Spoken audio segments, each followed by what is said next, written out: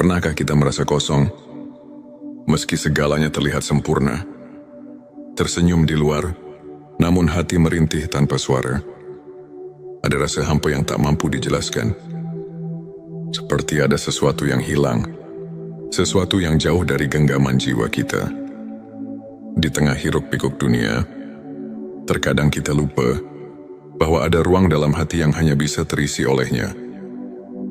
Saat gelap menyelimuti batin dan asa terasa pudar, itulah panggilan halus dari Sang Maha Menggenggam, sebuah seruan untuk kembali mengenalnya lebih dekat, menyelami makna hidup dengan ilmu makrifat.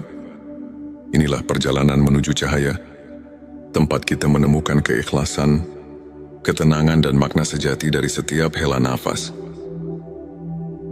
Sahabat tilawah, saya akan membagikan ilmu makrifat dalam bentuk 7 episode penuh makna. Setiap episodenya akan membawa kita lebih dalam mengenal hakikat diri, memahami kebesarannya, dan menemukan ketenangan jiwa yang sejati. Bersiaplah untuk membuka hati dan pikiran, sebab ilmu ini bukan sekadar teori, tetapi sebuah pengalaman hidup yang mengubah cara pandang kita terhadap dunia dan akhirat. Mari kita bersama-sama meniti jalan menuju makrifat, menuju kedekatan dengan Sang Maha Pencipta. Bismillahirrahmanirrahim. Assalamualaikum. Hamdan wa syukron lillah. Allahumma sholli ala Sayyidina Muhammad.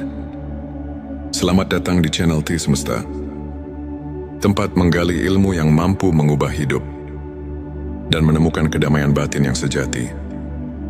Silakan bersolawat terlebih dahulu, agar terus terhubung dengan Nur Muhammad dan hakikat Muhammad.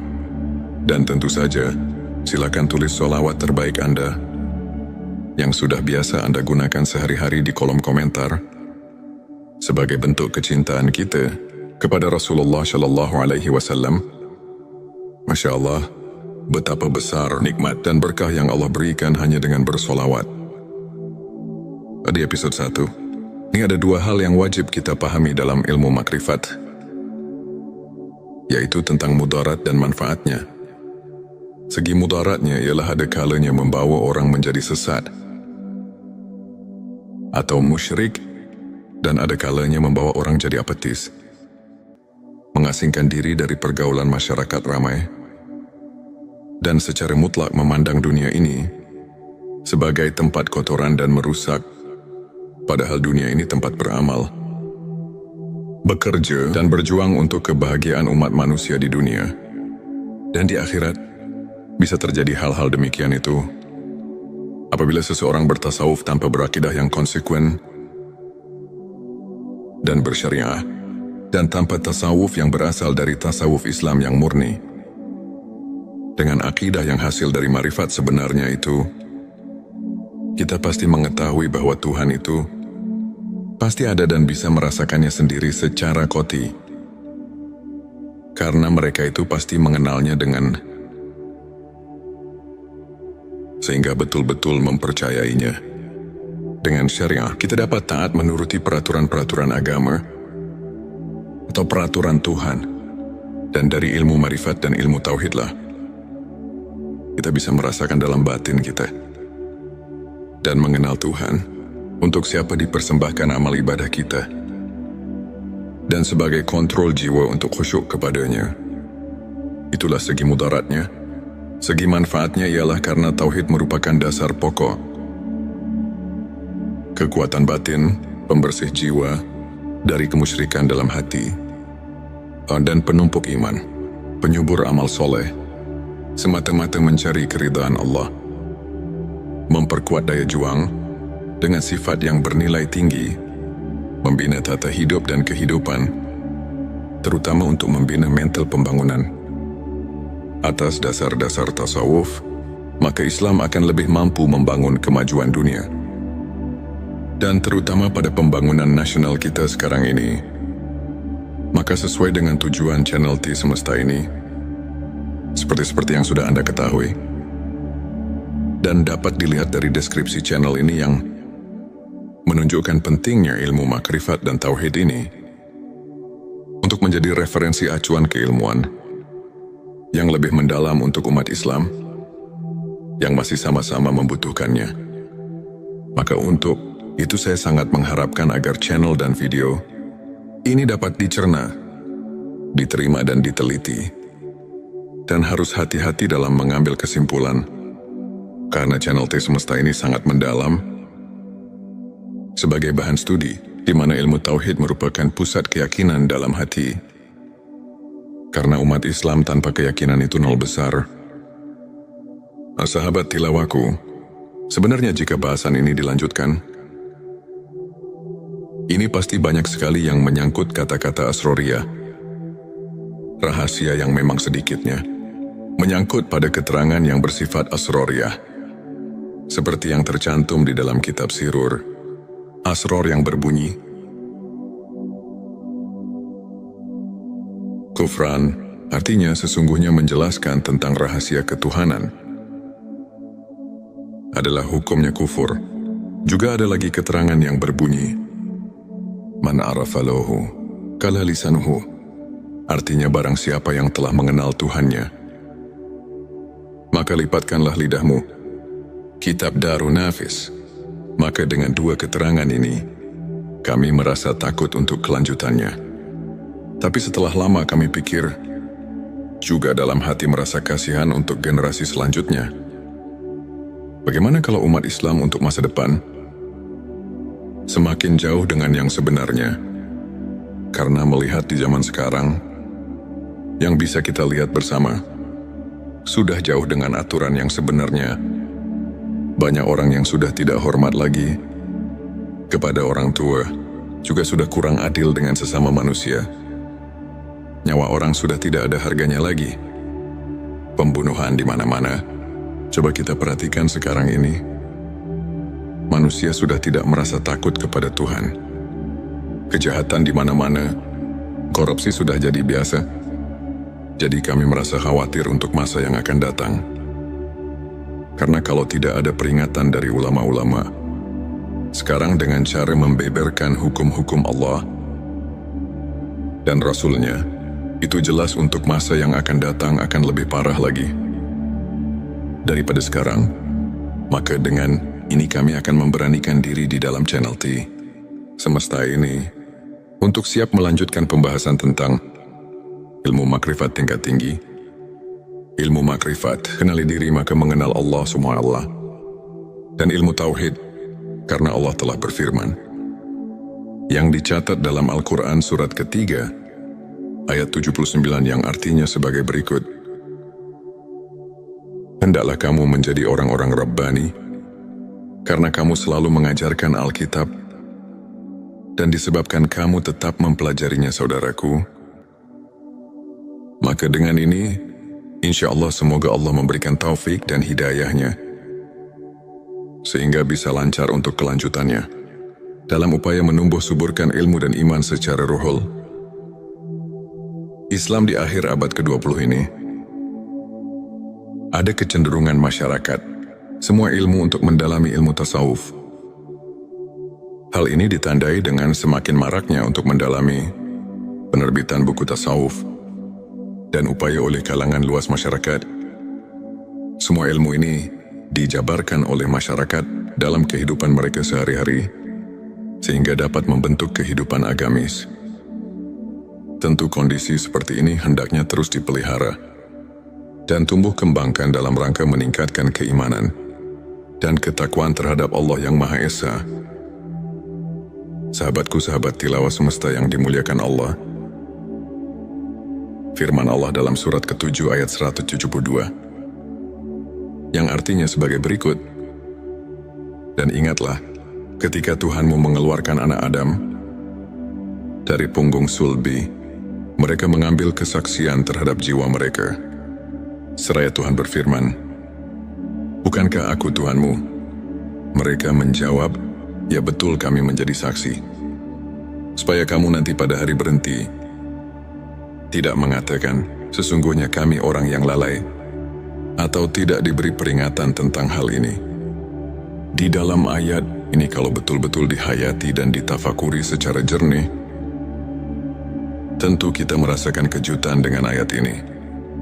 Karena ayat ini menggugah hati kita. Di dalam ayat ini Allah memberitahu pada segenap manusia yang ada di dunia ini, sebagaimana firman Allah barusan, manusia yang ada di dunia ini semuanya sudah dipersaksikan terlebih dahulu kepada Allah sebelum manusia lahir ke bumi ini. Dipersaksikannya waktu di dalam rahim ibunya.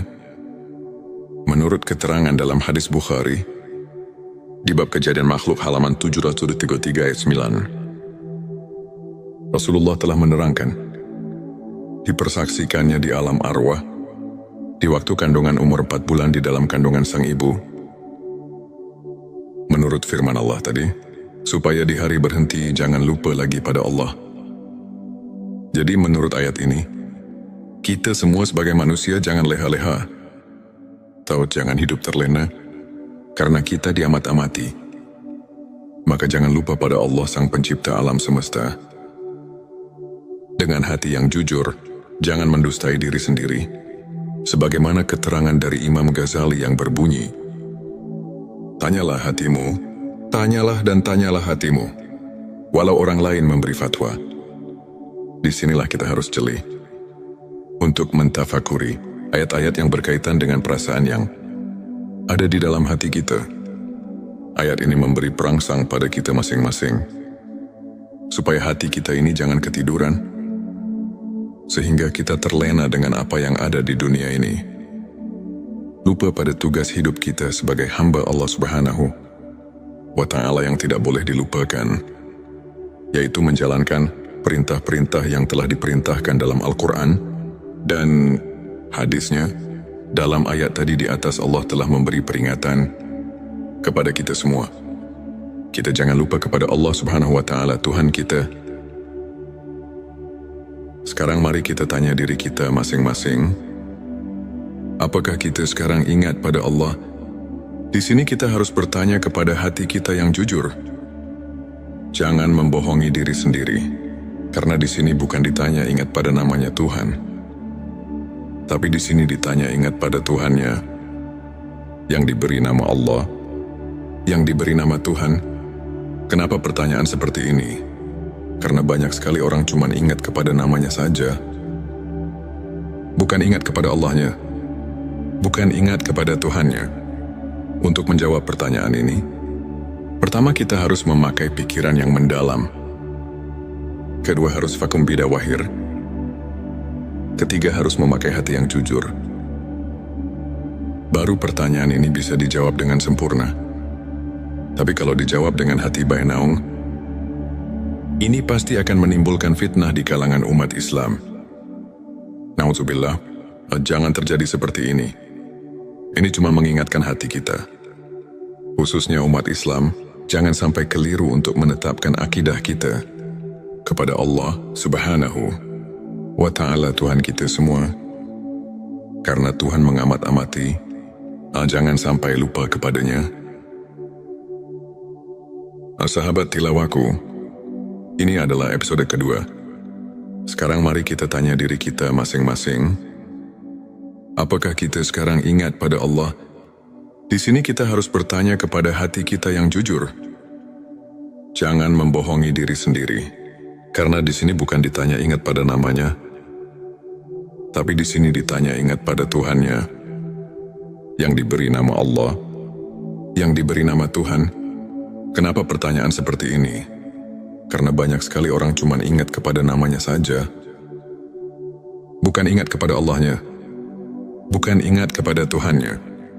Untuk menjawab pertanyaan ini, pertama kita harus memakai pikiran yang mendalam. Kedua harus fakum bida wahir. Ketiga harus memakai hati yang jujur. Baru pertanyaan ini bisa dijawab dengan sempurna. Tapi kalau dijawab dengan hati bainaung, ini pasti akan menimbulkan fitnah di kalangan umat Islam. Na'udzubillah, jangan terjadi seperti ini. Ini cuma mengingatkan hati kita, khususnya umat Islam, jangan sampai keliru untuk menetapkan akidah kita kepada Allah Subhanahu wa Ta'ala, Tuhan kita semua. karena Tuhan mengamat-amati, jangan sampai lupa kepadanya. Selanjutnya, silakan bersolawat terlebih dahulu, agar terus terhubung dengan Nur Muhammad. Dan hakikat Muhammad, saudaraku, ini cuma mengingatkan, Tuhan mengamat-amati, jangan sampai lupa kepadanya. Banyak sekali ayat-ayat yang menyuruh kita jangan sampai lupa pada Tuhan. Contohnya di dalam surat ke-33 ayat 41, yang artinya sebagai berikut, hai orang-orang yang beriman, ingatlah kepada Tuhanmu dengan sebanyak-banyaknya. Ingat kalau ayat ini dikaji dan ditafakuri secara mendalam, pasti kita akan terpanggil secara spontan.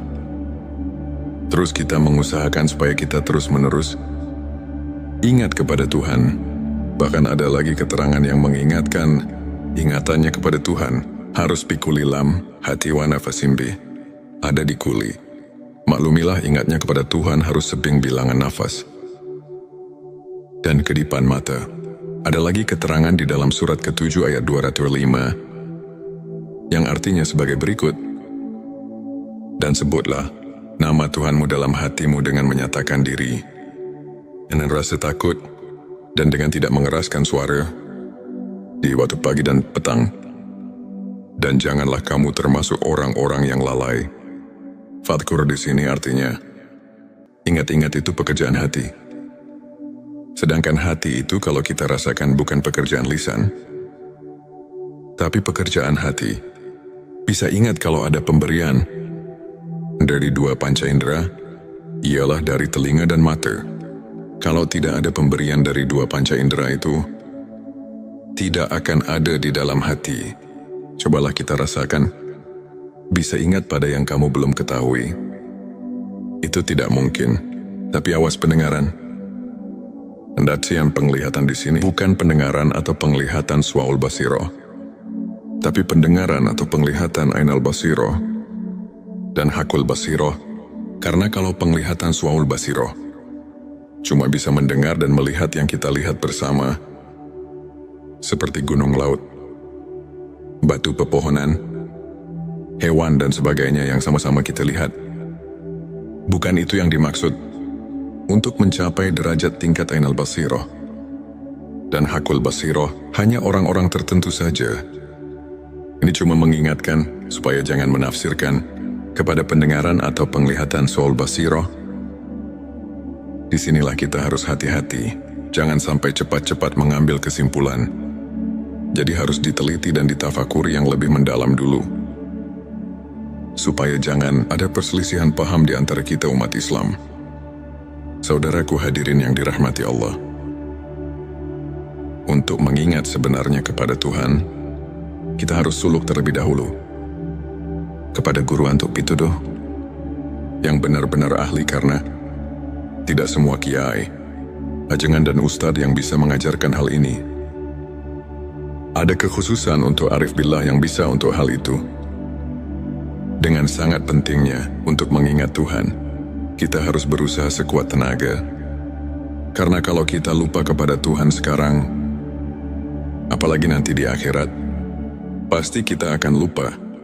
Sedangkan kalau kita lupa karena tidak diberitahu oleh kedua orang tua, maka itu pun tidak bisa menghisap kepadanya. Sebagaimana firman Allah di surat ke-7 ayat 173. Surat Al-A'raf sudah memberi peringatan kepada kita yang berbunyi, atau agar kamu tidak mengatakan, sesungguhnya orang-orang tua kami telah mempersekutukan Tuhan sejak dahulu, sedang kami ini adalah anak-anak keturunan yang datang sesudah mereka. Maka apakah engkau akan membinasakan kami karena perbuatan orang-orang yang sesat dahulu? Quran Surat Al-A'raf ayat 173.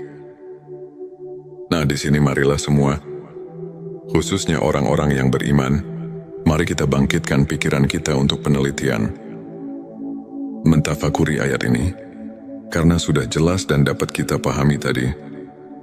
Ayat 172. Dan ditegaskan lagi dengan ayat 173. Ini benar-benar Tuhan melarang lupa kepadanya.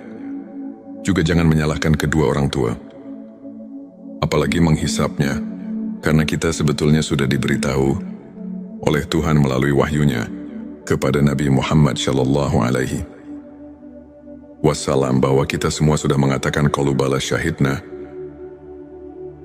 Maksudnya, supaya kita nanti di akhirat jangan bilang lalai atau lupa kepadanya, sebab kalau lupa atau lalai atau lupa kepadanya, ini hanya kesalahannya sendiri, yang akibatnya kita akan mendapatkan kesesatan, karena mungkin karena tidak mau tahu tentang agama sendiri. Karena itulah kita jadi bodoh. Bodoh tentang persaksian kepadanya. Bodoh itu karena lupa. Lupa itu jadi kita bodoh. Sama yang telah dikatakan di dalam kitab Sirur Asror. Di situ dikatakan penyebab, tapi hati adalah karena lupa. Dengan lupa kita jadi bodoh. Bodoh dalam urusan ketuhanan. Setelah manusia berjanji di alam arwah. Sahabat tilawahku, sekarang di episode ketiga. Di sini marilah semua, khususnya orang-orang yang beriman, mari kita bangkitkan pikiran kita untuk meneliti, mentafakuri ayat ini.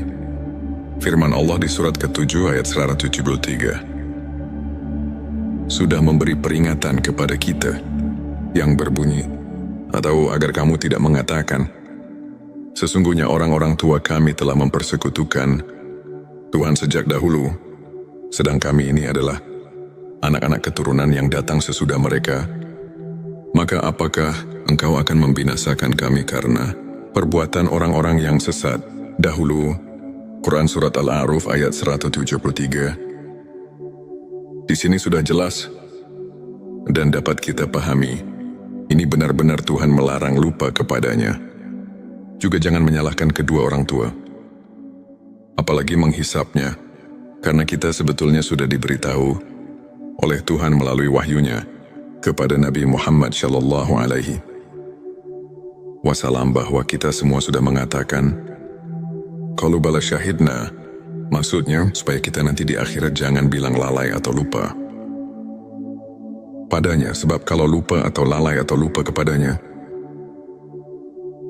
ini adalah kesalahannya sendiri, yang akibatnya kita akan mendapatkan kesesatan, karena mungkin karena tidak mau tahu tentang agama sendiri.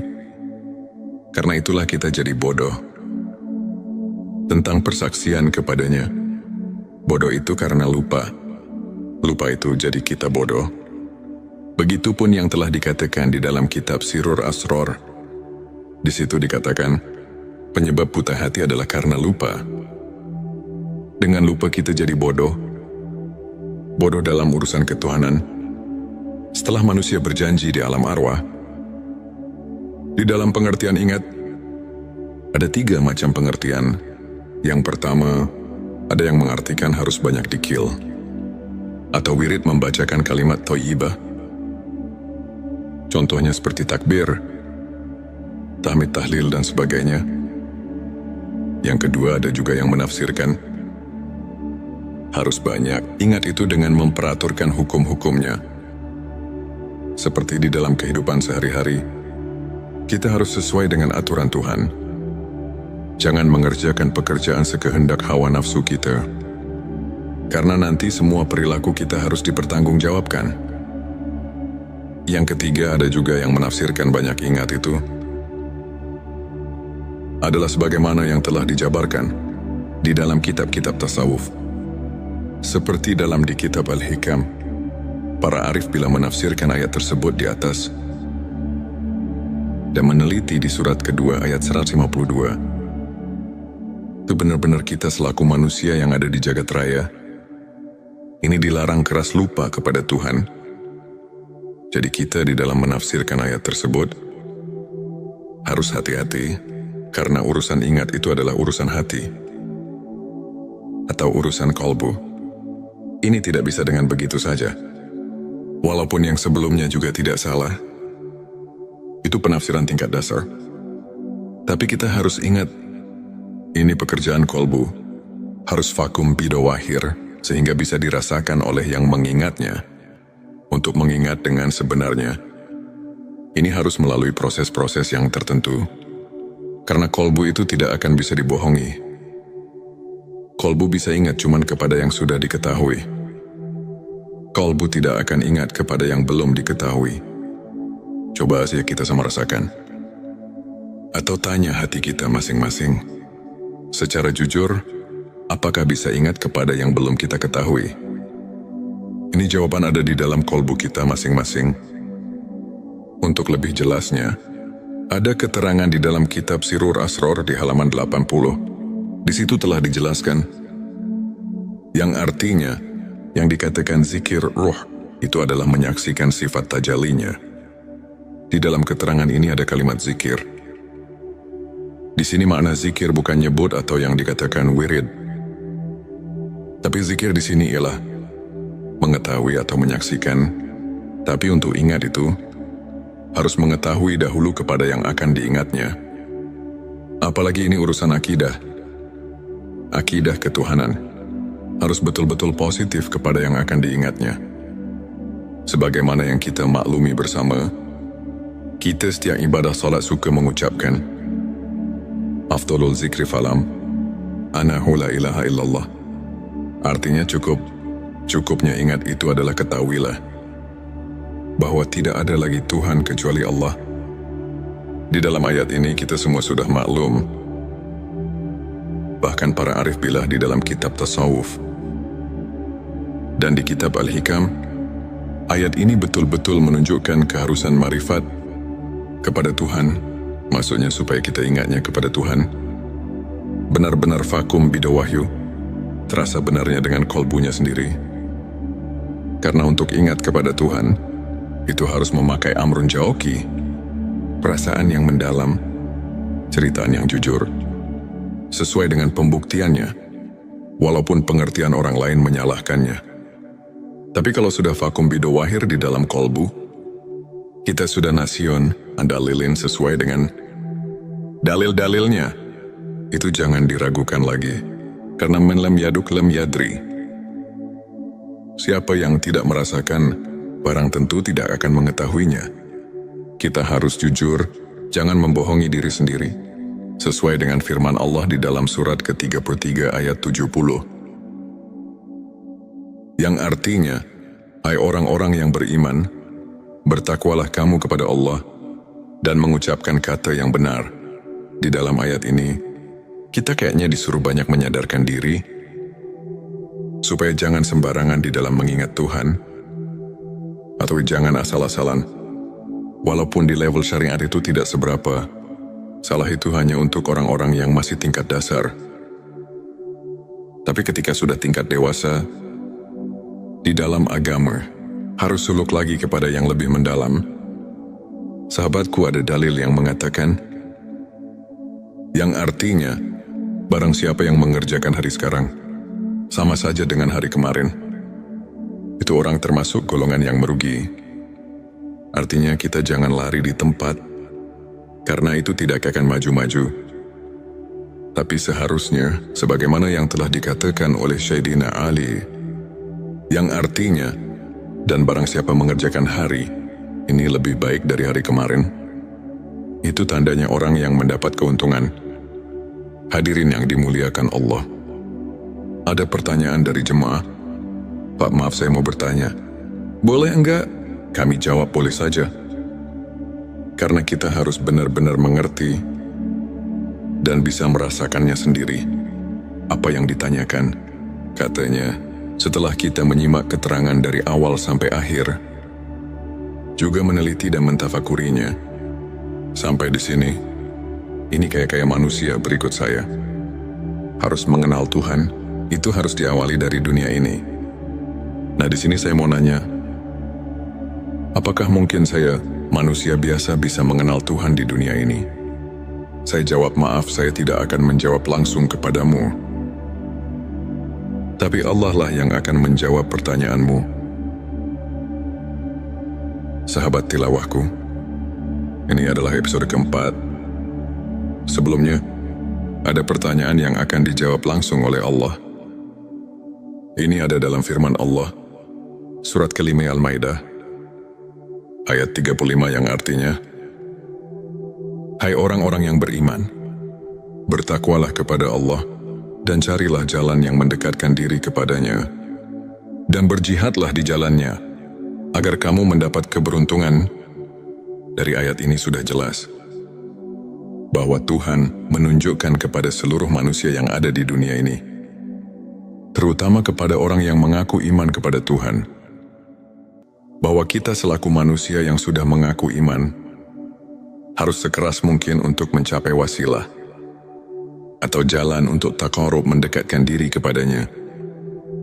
Juga di dalam ayat lain, Tuhan telah berfirman sebagaimana yang tercatat di surat ke-84, ayat 6 yang artinya, "Hai manusia, sesungguhnya kamu telah bekerja dengan sungguh-sungguh menuju Tuhanmu, maka pasti kamu akan menemuinya.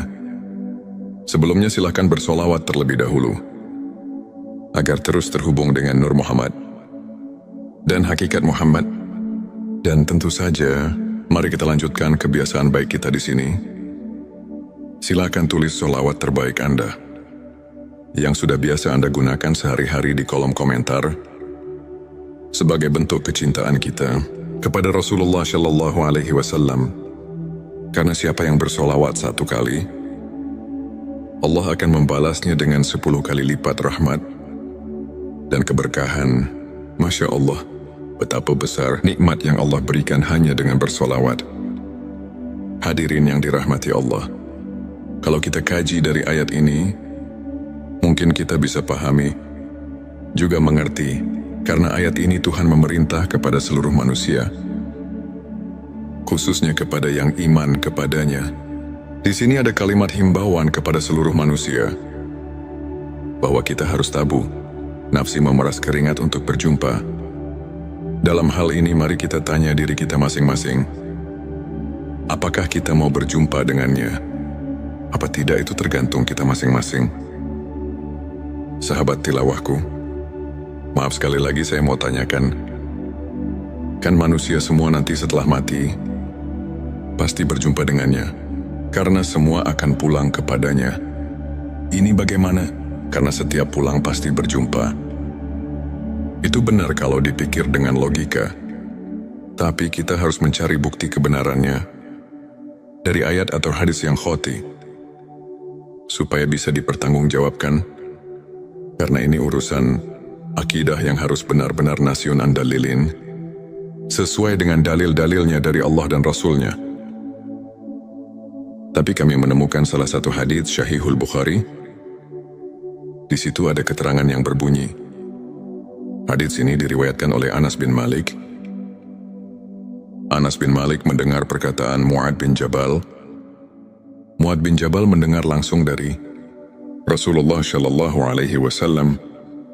Rasulullah bersabda, "Barang siapa yang berjumpa dengan Tuhannya dengan tidak adanya keadaan musyrik kepadanya, maka dia akan masuk surga." Dari hadis tersebut kalau kita kaji dan tafakuri, pasti kita dapat mengambil kesimpulan, kalau kita semua nanti di akhirat bisa bertemu dengan Tuhan, itu jelas semuanya akan masuk surga. Jadi kalau semuanya akan masuk surga, untuk apa kita di dunia ini berbuat baik? Dan kenapa Tuhan menyuruh berbuat baik di dunia ini? Nah, di sini kita harus berpikir lebih jauh. Mari kita jelaskan supaya kita dapat mengerti. Memang semuanya manusia, bukan satu persatu lagi, tapi semuanya hanya ruh manusia. Tidak semuanya bertemu dengan Tuhannya. Orang yang bertemu dengan Tuhannya hanya orang-orang yang tertentu saja. Yang dimaksud orang tertentu, itu ialah orang-orang yang sudah mengenal Tuhan di dunianya. Sebagaimana firman Allah dalam surat ke-17, ayat 72, Tuhan telah memberitahu sebagaimana artinya, dan barang siapa yang buta hatinya di dunia ini, niscaya di akhirat nanti ia akan lebih buta pula dan lebih tersesat dari jalan. Yang benar buta di sini barang tentu kepada Tuhan, dan umpama diartikan buta kepada ilmu, itu tidak mungkin, karena di akhirat bukan tempatnya cari ilmu atau berilmu. Di kitab Usuluddin juga sudah diterangkan, yang artinya Barang siapa yang buta di dunianya kepada Tuhan, maka bagaimana nanti di akhiratnya? Nah, di sini sudah jelas dan kita pasti bisa mengerti. Jadi inilah yang kita harus takuti, atau yang dikatakan haus. Dan saya sekarang kayak mulai mengerti. Bolehkah bertanya lagi, bagaimana caranya untuk kita bisa bertemu dengan Tuhan di dunia ini? Saya jawab memang ada caranya. Tapi yang penting harus ada keinginan dahulu, dari hati yang tulus. Karena ini bukan pekerjaan yang mudah. Ini memerlukan tarekat-tarekat tertentu yang harus dijalankan. Kalau keinginannya masih lemah, barang tentu tidak akan berhasil. Sebab ini memerlukan tabu nafsu, memeras keringat, suglul kolbi, semangat dorongan hati, dan sidatul hisab, kuat perhitungan. Hadirin yang dimuliakan Allah, jika keinginannya sudah kuat, Tuhan telah memberi peluang kepada kita. Siapa saja yang ingin berjumpa dengannya, itu pasti akan berjumpa.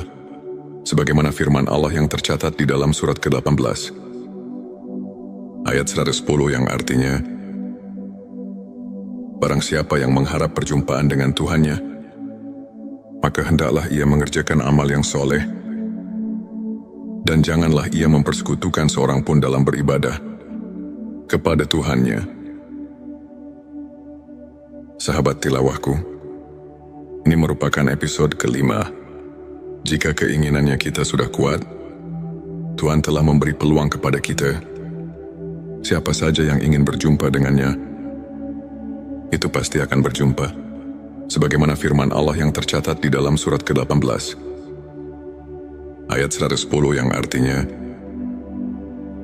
barang siapa yang mengharap perjumpaan dengan Tuhannya, maka hendaklah ia bekerja amal yang soleh, dan janganlah ia mempersekutukan seorang pun dalam mendengarkan kepada Tuhannya menurut ayat di atas. Untuk berjumpa dengan Tuhan itu bukan mungkin lagi, tapi pasti asal kita bisa berbuat amal soleh. Namun untuk berbuat amal soleh, ini harus ada petunjuk guru yang ahlinya. Bukan sembarangan, sebab tidak semua guru ngaji yang bisa mengerjakan hal ini. Bahkan tidak semua kiai ajengan Ustadz mengetahui tentang ini. Contohnya seperti di dalam keterangan kalimat salat saja.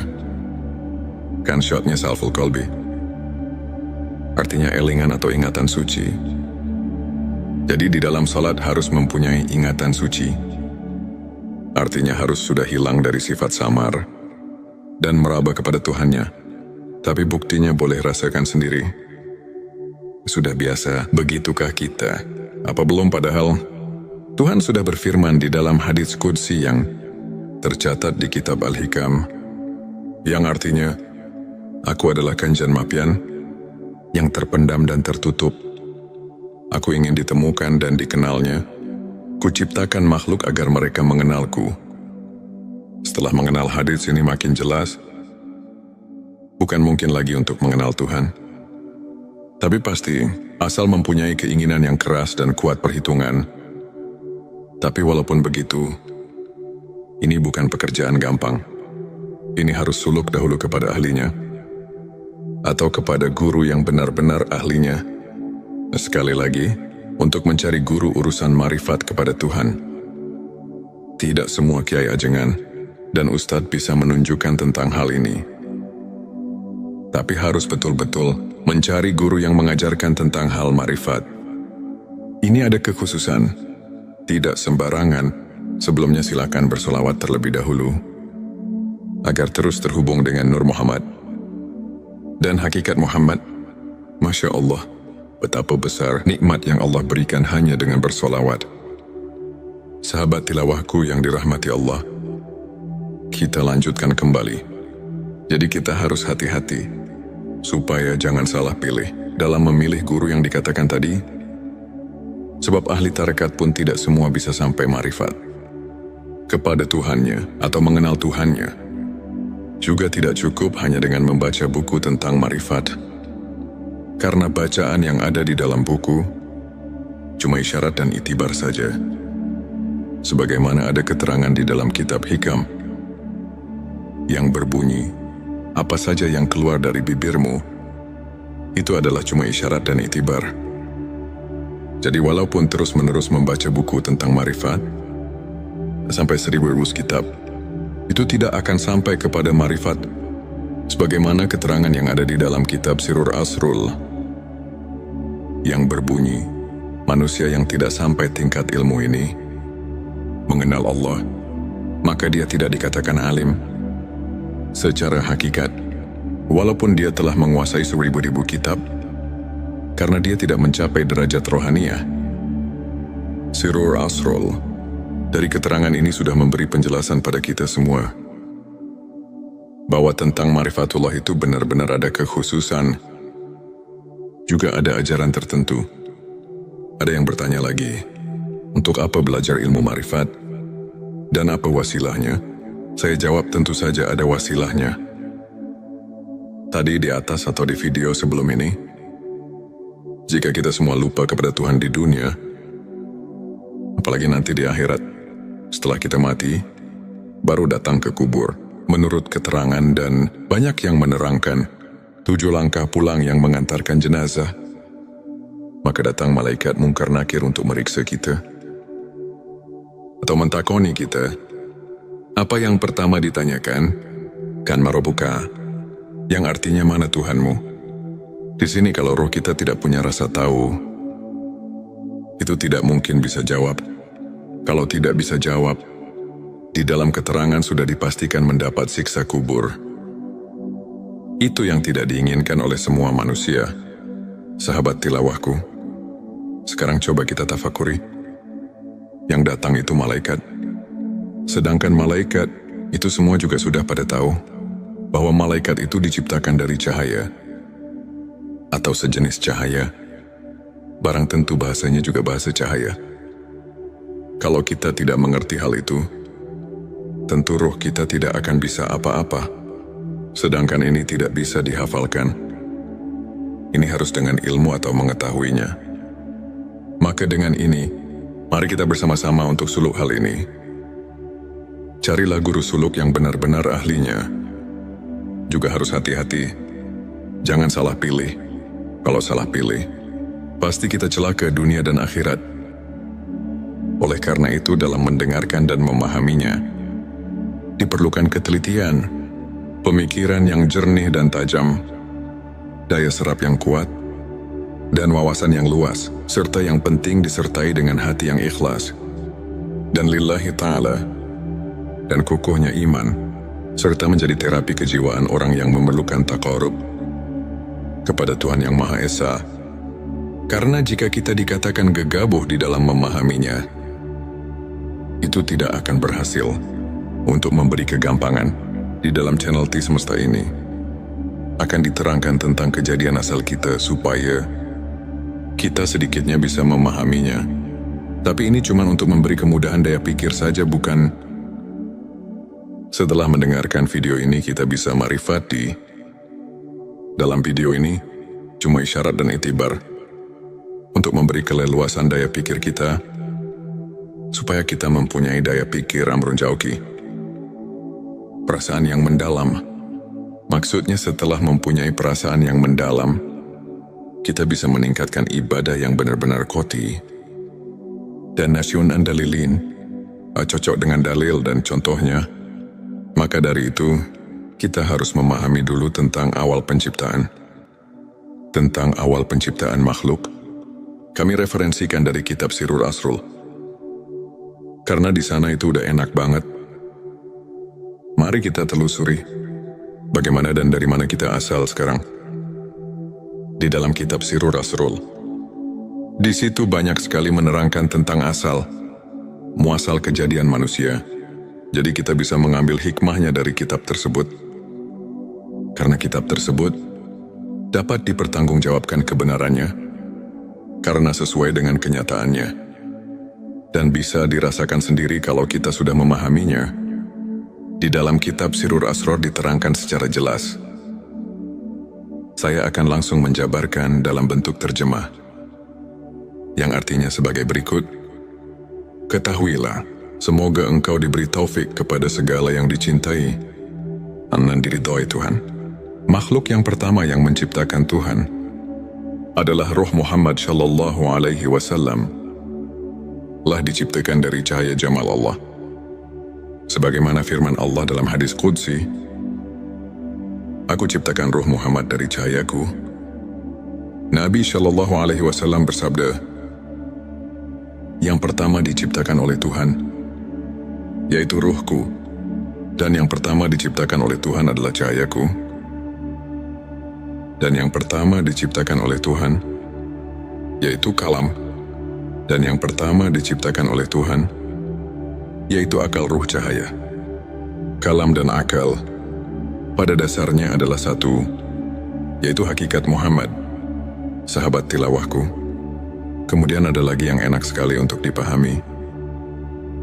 Silakan simak saja, yang artinya sebagai berikut. Hakikat Muhammad disebut nur, karena bersih dari segala kegelapan yang menghalanginya. Sebagaimana firman Allah, "Telah datang kepadamu cahaya dan kitab penerang dari Allah." Hakikat Muhammad disebut juga akal, karena ia yang menemukan segala sesuatu. Hakikat Muhammad disebut kalam, karena ia yang menjadi sebab perpindahan ilmu, seperti halnya mata pena sebagai pengalih ilmu di alam. Lahud Ruh Muhammad adalah ruh yang termurni sebagai makhluk. Hal ini sesuai dengan sabda Rasulullah Shallallahu Alaihi Wasallam yang menerangkan tentang "Aku dari Allah dan makhluk lain dari aku." Inilah sabdanya, dan dari ruh Muhammad itulah Allah menciptakan semua ruh. Di alam laut dalam bentuk yang baik, terbaik yang hakiki. Itulah nama seluruh manusia di alam laut. Alam laut adalah negeri asal. Setelah 4.000 tahun sejak penciptaan Ruh Muhammad, maka Allah menciptakan Arasy dari Nur Muhammad. Begitu pula seluruh makhluk lainnya diciptakan dari Nur Muhammad. Dilanjutkan dengan sabda Rasulullah Shallallahu Alaihi Wasallam yang artinya sebagai berikut. Selanjutnya ruh diturunkan ke alam yang terendah, dimasukkan pada makhluk yang terendah, yaitu jasad. Sebagaimana firman Allah, "Kemudian aku turunkan manusia ke tempat yang terendah." Proses turunnya adalah setelah ruh diciptakan di alam laut, maka diturunkan ke alam Jabarut dan dibalut dengan cahaya Jabarut, bagai pakaian antara kedua haram. Lapis kedua ini disebut Ruh Sultani. Selanjutnya diturunkan lagi ke alam Malakut dan dibalut dengan cahaya Malakut yang disebut Ruh Rohani. Kemudian diturunkan lagi ke alam Mulki dan disebut dengan cahaya Mulki. Lapis keempat ini disebut Ruh Jasmani. Sahabat tilawahku, kemudian sabda Rasulullah Shallallahu Alaihi Wasallam berlanjut dengan sabdanya sebagai berikut. Selanjutnya Allah menciptakan badan atau jasad dan mulki atau bumi. Sebagaimana firman Tuhan, "Dari bumi aku ciptakan kamu, kepada bumi aku mengembalikanmu, dan dari bumi pula lah aku mengeluarkanmu."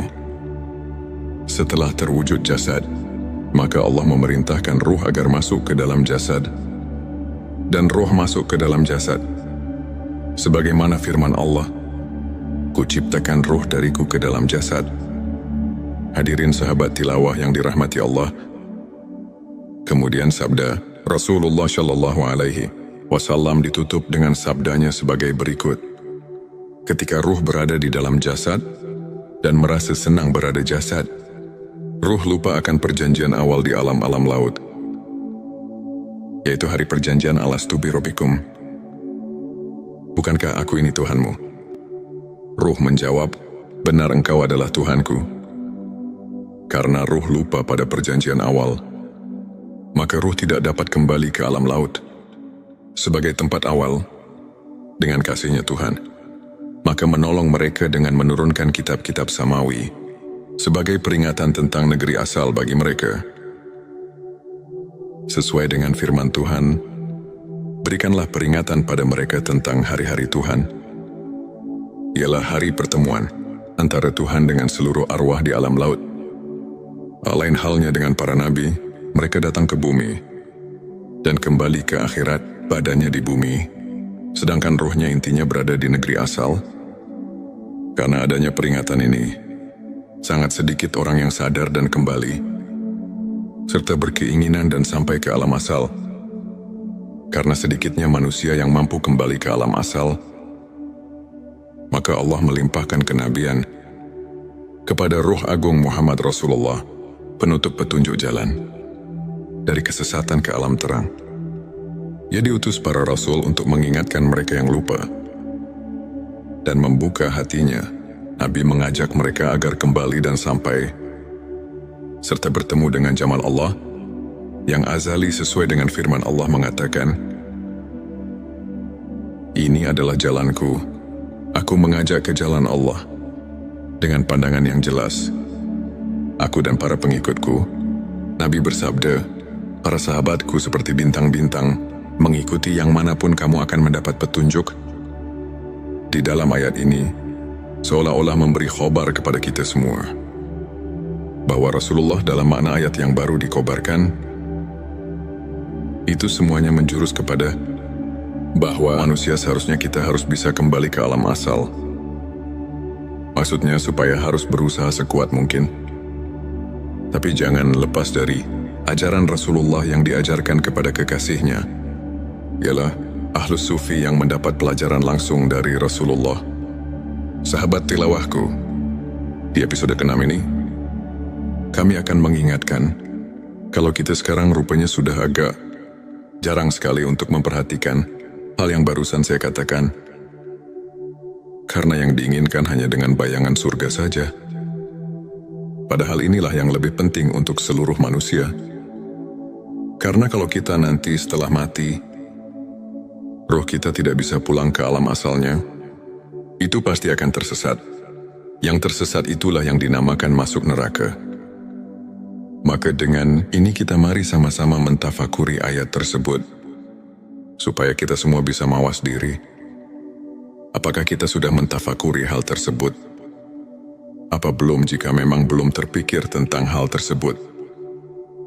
Sekarang mari kita sama-sama berusaha di waktu kita masih hidup ini. Karena sekarang masih ada waktu untuk memperbaiki diri kita masing-masing. Sebab kalau dinanti-nanti, kita tidak mengetahui kapan kita dicabut ruh kita, nyawa kita oleh Allah Subhanahu wa Ta'ala. Hampir semua manusia di bumi ini tidak mengetahui kapan kita mati.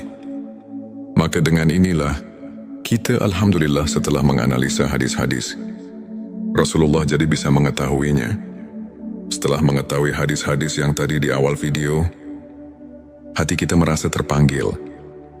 Yang mungkin hal ini belum memikirkannya, karena terlena dengan bahasan-bahasan tentang surga dan neraka, jadi kita semua sesekali lupa tentang hal itu. Nabi mengajak manusia kembali kepada Allah Subhanahu wa Ta'ala dengan pandangan yang jelas, yang di dalam Al-Quran disebut basirah, yang artinya adalah dari ruh asli yang terbuka pada mata hati para aulia. Basirahnya lain halnya sama dengan ilmu laduni batin, ilmu yang langsung dari Allah, sesuai dengan firman-Nya, "Kepada Dia kuberikan ilmu yang langsung dariku." Untuk menghasilkan basirah, manusia mengambilnya dari ahli basirah dengan mengambil pembicaraan dari seorang wali mursyid yang dapat menunjukkan dari alam laut. Di sini mungkin ada pertanyaan, bagaimana kalau saya mau ditunjukkan kepada basirah yang dimaksud, sedangkan wali mursyid yang dimaksud sekarang sudah tiada? Itu memang benar, sekarang wali mursyidnya sudah tiada. Tapi kita jangan putus asa, karena ada keterangan yang menunjukkan kepada kita semua. Sebagaimana kita maklumi, al-ulama warasatul anbiya, ulama adalah pewaris para nabi. Tapi kita juga harus hati-hati, karena tidak semua ulama yang bisa menunjukkan hal itu. Namun yang jelas pasti, ada seseorang yang masih bisa menunjukkan hal itu. Kita harus berusaha sekeras mungkin, atau yang dikata wajihadu fisabilillah, untuk menemukan guru antuk pituduh tersebut. Al-ulama warasatul anbiya. Ulama adalah pewaris para nabi. Jika kita memperhatikan keterangan ini, jelas jangan merasa putus asa atau kita membuat alasan untuk kalah hingga kita tidak berusaha untuk mencari jalan supaya kita bisa pulang ke alam asal. Sedangkan Tuhan sudah memerintahkan supaya kita berusaha untuk mendekatkan diri kepada Tuhan. Sebagaimana firman-Nya di dalam surat kelima, surat Al-Maidah ayat 35, yang artinya sebagai berikut, "Hai orang-orang yang beriman, bertakwalah kepada Allah, dan carilah jalan yang mendekatkan diri kepadanya, dan berjihadlah pada jalannya, supaya kamu mendapat keberuntungan." Dari ayat tersebut sudah jelas bahwa Tuhan sudah memerintahkan kepada seluruh manusia di dunia ini supaya berusaha sekeras mungkin. Tapi di dalam berusahanya harus hati-hati. Di dalam ayat ini disuruh supaya berusahanya itu di jalan Tuhan. Jadi kalau ayat ini dikaji lagi, ini mengandung dua unsur. Yang pertama, kita harus berusaha di jalan Tuhan. Ini barang tentu harus mencari guru yang menunjukkannya. Artinya harus mencari guru yang benar-benar ahli. Karena tidak semua ustadz yang bisa menunjukkan kepada hal tersebut. Ada kekhususan, ialah orang-orang yang sudah betul-betul arif, bilah yang sebenarnya. Karena kalau membaca kitab atau membaca buku saja, ini tidak mungkin bisa berhasil. Karena bacaan cuma sebagai isyarat dan itibar saja. Hanya untuk memperluas daya pikir dan memberi wawasan yang luas. Jadi kalau untuk menelusuri tentang asal kita, ini harus hati-hati. Tidak cukup hanya baca kitab atau baca buku saja. Harus ada petunjuk yang pasti. Sahabat tilawahku, ini adalah episode terakhir, episode ke-7, untuk memperluas daya pikir dan memberi wawasan yang luas untuk menelusuri tentang asal kita.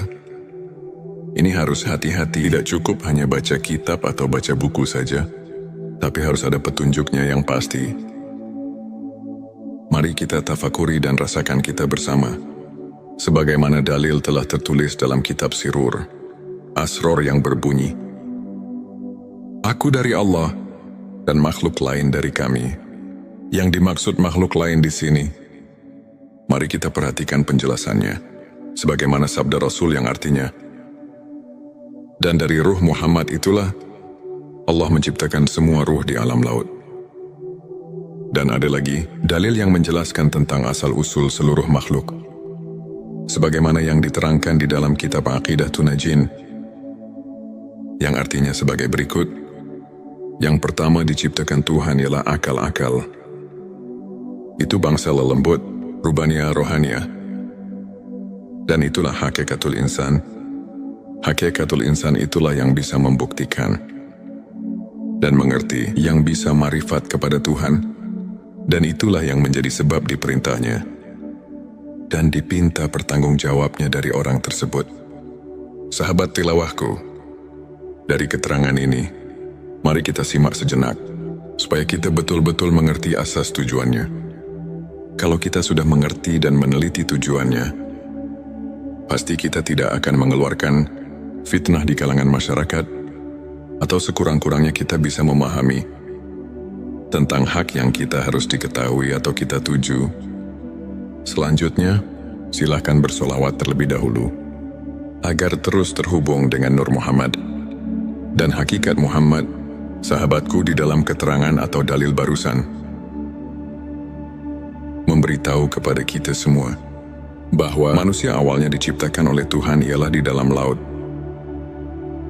Juga yang diciptakan baru hak Muhammad, atau yang dikatakan asal ning asal. Ada juga yang mengatakan Nurullah atau Johar awal. Itu baru di alam asal. Ning asal itu juga masih banyak sekali nama-nama tersebut. Itu semuanya gulungan zat dan sifat. Makanya ada keterangan di dalam Al-Hikam yang artinya sebagai berikut. Kita harus bisa memisahkan atau harus bisa menyaksikan yang satu terhadap yang banyak, dan menyaksikan yang banyak terhadap yang satu, lihat di dalam Al-Quran surat ke-41 ayat 53. Kemudian bersambungnya Tazali, sifat ini semuanya goropi tamsil, tidak bisa diperinci, dan ini adalah maqam mujmal. Gulungan zat dan sifat tidak bisa berpisah. Bersatu tidak menjadi satu, berpisah tidak menjadi dua, tapi harus bisa membedakan. Sahabatku, awas. Ini baru keterangan. Ini baru dalil saja, atau itibar. Berhati-hatilah, jangan terburu-buru mengambil kesimpulan, karena harus melalui guru suluk dahulu. Ini cuma untuk membangkitkan wawasan kita saja, supaya jangan merasa cukup dengan pengertian yang ada kalau kita telusuri lagi. Toh masih jauh yang kita harus ditempuh, karena kita harus kembali ke alam asal, yaitu Inna lillahi wa inna ilaihi rojiun. Asal dari Tuhan harus kembali kepada Tuhan lagi. Nah, sahabatku, di sini tentunya kita harus berpikir terlebih dahulu, karena tidak semua sesudah mati bisa pulang ke alam asal. Untuk bisa kembali ke alam asal, ada proses tertentu, karena kita harus tahu dahulu. Pertama, bagaimana proses kejadiannya. Kedua, harus melalui pengabdian yang benar sesuai dengan contohnya.